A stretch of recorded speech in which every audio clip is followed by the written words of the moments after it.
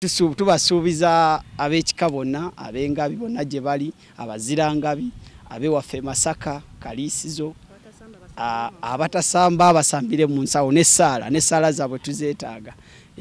Olunaku olw'enkya omupiira gwaffe gwa ssaawa 10 era mwenna abazirangabi mwenna gye muli eyo tubalinze wankulukuko.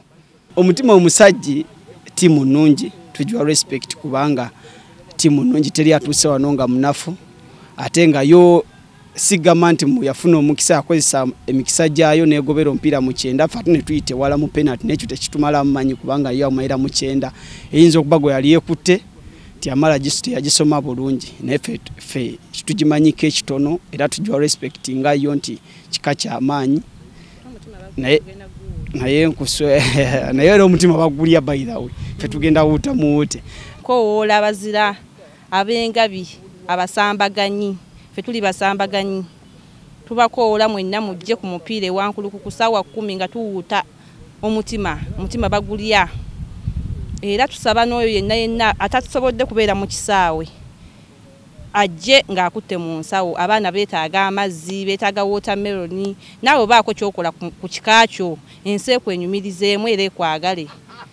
Njagala okwebaza abavujjirizi bonna ab'ekika eky'engabi buli atodde kyonna n'awaayo mukaashi ne mu ngeri endala yonna n'abawaddeyo obudde okuzaamu abasambi baffe amaanyi n'abateesiteesi bonna okulaba nga ekika omwaka guno kikola bulungi. Olunaku olw'enkya tugenda kusamba semi-final n'omutima omusajji era ab'engabi mbakoowoola bonna gye muli mwenna ab'engabi ensamba musitukireemu mujje tuwagire ekika kisobole okukola obulungi. Twetesitese bulungi okulaba nga twetaaga kuzaamu maanyi abasambi twetaaga okulaba nga tuwangula engabo ey'omwaka guno.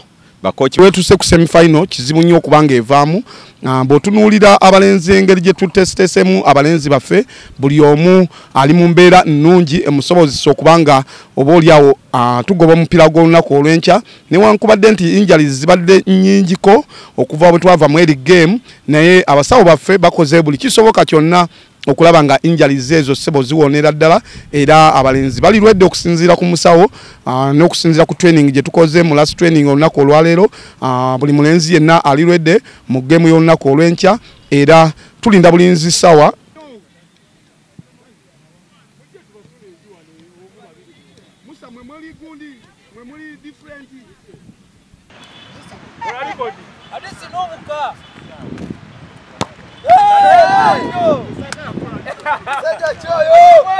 Asali jango kwate bana basigaddewo. Sajja choyo.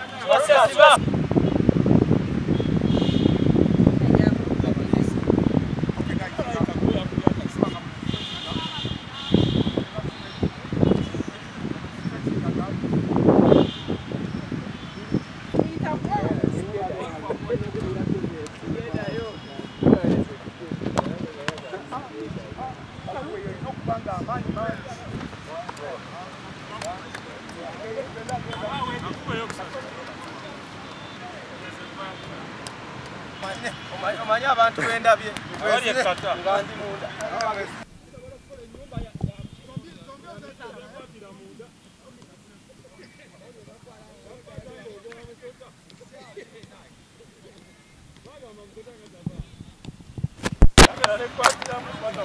aya kona